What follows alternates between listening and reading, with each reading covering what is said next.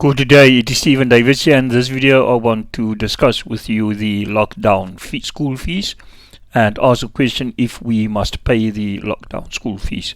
More specifically, I will discuss what is school fees, because it is possible that people can put together a lot of fees and then try to confuse you and say this is the school fees that you must pay, while you do not necessarily need to pay everything that they put together.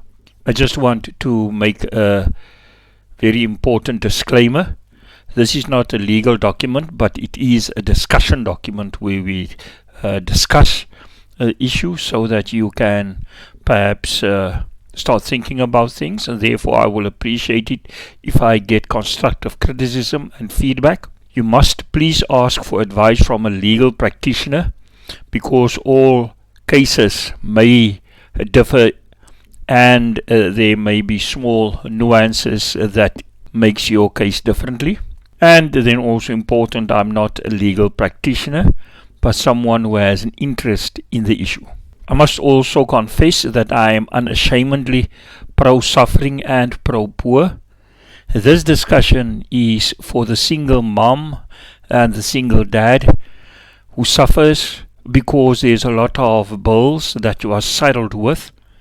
Maybe the family that see we are heading for a financial crisis and problem, and we need to prepare, and we have all these other bills to pay, and now the school comes with soccer fees, taxi fees, music fees, karate fees, etc., and they just expect us to pay. This is actually a reactionary document and a discussion, because most information on the web is from the perspective of those people who gain from a continuation of the school fees, for example the departments, and also from SGBs. Most of the information that is available says virtually, we say and you must pay, you entered into a contract, and according to the law and the Schools Act, you just have to pay. The impression then also is created that if you have a problem, come just and talk to us, so there is a legal way for you out. However, this is not so easy as it may sound, because if you see the formula how they operate on, you must nearly be on your knees already. You must have a big problem, and it is not really written from the side of someone who can see, maybe my family is going to suffer, maybe my wife or my husband is going to sit with the outer work, so I must now start planning. This document and discussion has certain limitations. The first thing is, it is a discussion on the public schools and not of a private school or homeschools. It is about the fees paying schools, because you get two types of public schools, fees paying and non-fees paying schools. This is for schools primarily in the Western Cape. Then you also get perhaps individual contracts with that has certain details that we do not and cannot cover here.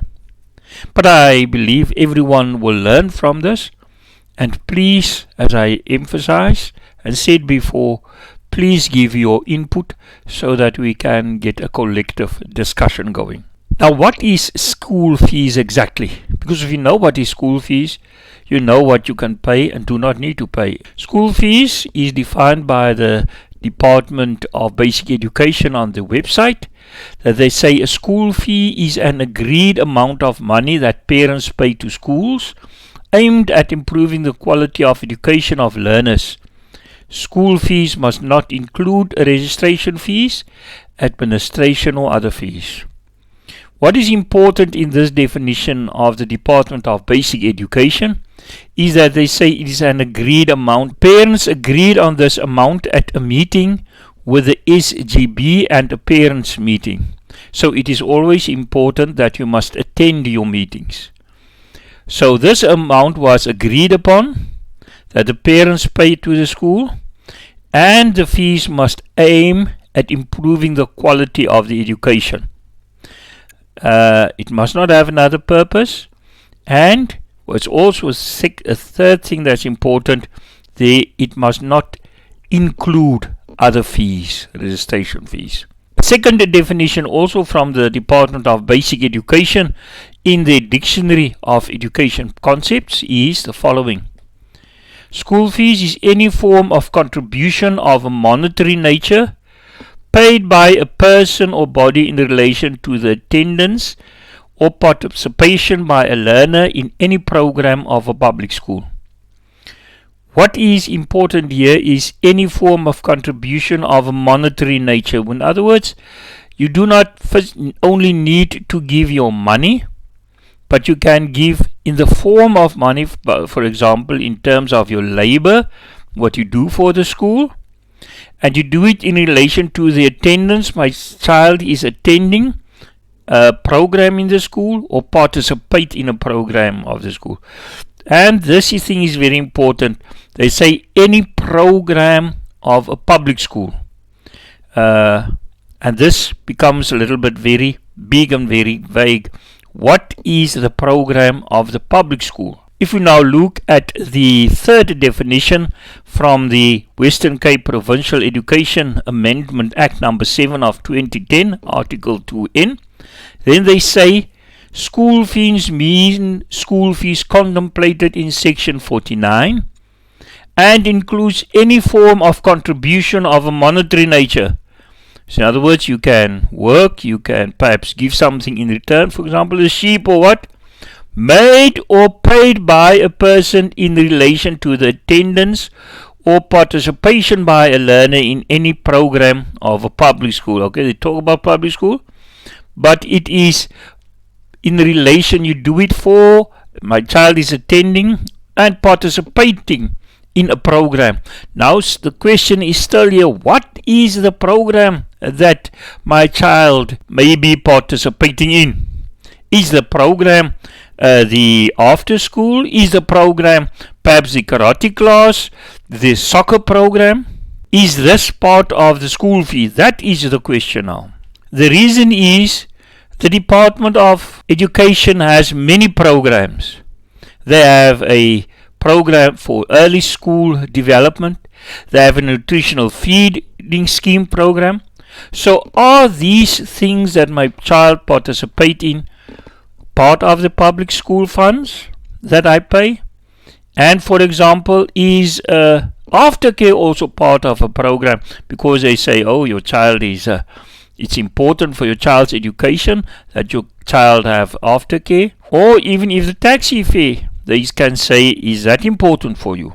So what is this program that my child participate in for the public school that I need to pay, and that forms part of the school fees? Remember, a program that you pay for and that forms part of the school fees must improve the quality of the education. So the question is, what is that program? Now the Western Cape Education help us to answer this question.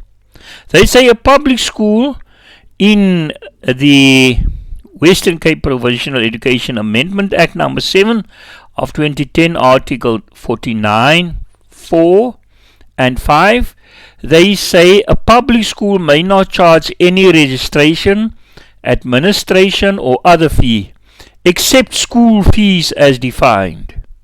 Okay, it still doesn't become clear exactly what is the school fees, because they say you must may not charge any other fee except the school fees. So, okay, and then here is something very important. They say a public school may not charge a parent of a learner different school fees based on a curriculum or an extramural curriculum within the same grade. And this is very important, these two elements, so that we can know what is school fees. They say a public school may not charge a parent of a learner a different school fees. In other words, all people, all parents, all teachers in a grade must pay the same amount for the child in that grade, irrespective of what the child is doing. Very simply put, school fees is the same and equal compulsory monthly amount or total amount all parents in a grade pay. If all parents, and this is not necessarily strictly monthly, it is a total annual amount, an amount per year that then the school then divides maybe in 12 or 11 parts in order to accommodate the parents. But that amount must be the same and equal. It is compulsory for all parents in a grade. In other words, if my child is grade R and he pays 100 rand, all of us must pay 100 rand. If my child is grade 5 and the school expect us to pay 250 rand per month or 2000 and whatever amount per year, we all parents having a child in that grade 5, 6 or what must pay the same amount, that compulsory amount. Any amount that I pay more, any amount outside this amount, for example, I pay for the soccer fee separately, I pay for the taxi that brings my child to the school separately, and that's an added amount. This is not school fee. If I pay for the aftercare that comes and is added up onto this amount, this aftercare is not school fee because it means it's an extra amount. What I pay, every parent must pay the same compulsory monthly or annual amount for a grade. This is then the school fees. The rest is not school fees. So how do we handle school fees? Must we pay it? This section that all of us must pay? In the lockdown, at this present moment, we are at day 41, and it is very early because the Department of Basic Education, they try to remedy the situation. They try to perhaps restructure the holidays, the dates, the exams, etc., and the course that the child must do. So it is very difficult now to say your child will not get his grades at the end of the year. It's too early for us. So therefore, yes, you can pay it, but pay with all rights reserved, I will say. Where you say, okay, let us see how things develop. I do this payment, but I reserve my right should there become a problem ahead, where I can then change my mind or act accordingly. What must we do with the other costs that are not part of the school fees? For example, your sports fee or taxi fee or what? Now the Consumer Protection Act of 2008, Act 68, Section 45 states that when a supplier undertakes to perform any service or on behalf of a consumer, the consumer has a right to the timely performance and completion of those services. In other words, I had an agreement with a taxi driver that he picks up my child and takes my child. I had an agreement with the aftercare that will take care of my child at that school, with a soccer instructor. They will instruct my children, and they must do it according to the law, the Consumer Protection Act. But the thing is, they cannot deliver and they cannot perform it due to the lockdown.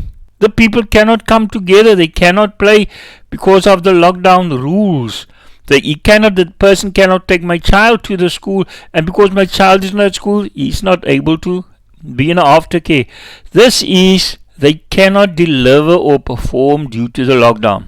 In such cases, the good contracts usually have an element or a clause that they say that is an act of God, something you cannot help for.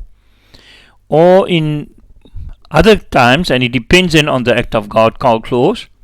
But if there is not the act of God clause, the common law principle of supervening impossibility apply. You can read more about this, supervening impossibility. It simply means, in terms of the terms we usually use, no work, no pay. If I don't get a service, No work was performed, no pay. I cannot. To discuss this principle in detail, it means this principle excuses the supplier from his duties under the contract. You do not need to take my child without being in breach of the contract for as long as the impossibility remains in place. For as long as the lockdown makes it impossible for you to take my child, because my child does not qualify to attend school in terms of the lockdown, and for the duration of the time that you cannot fulfill your part, you are excused and you do not breach your contract. But the flip side of that is that I, as a consumer, is also excused of his duties to pay, since no services or advantages were received without being in breach of our contract. So I'm not in breach of the contract. You can't come and force me and say, you have a contract, sir, you must pay me. No, how can I? I can't pay. You didn't do anything, and I'm not in breach of our contract. But as soon as the impossibility ceases to exist, the normal contract will continue. In other words, suppose after a month or what, the government decide that, okay, grade 5 can attend school. It is possible. Then you can take my child, and then I must pay you, because the contract kicks in. It is possible for you to perform. Thank you very much for watching this video. We love constructive comments and criticism. Please comment and share and subscribe, and let us get a nice discussion going. Thank you very much.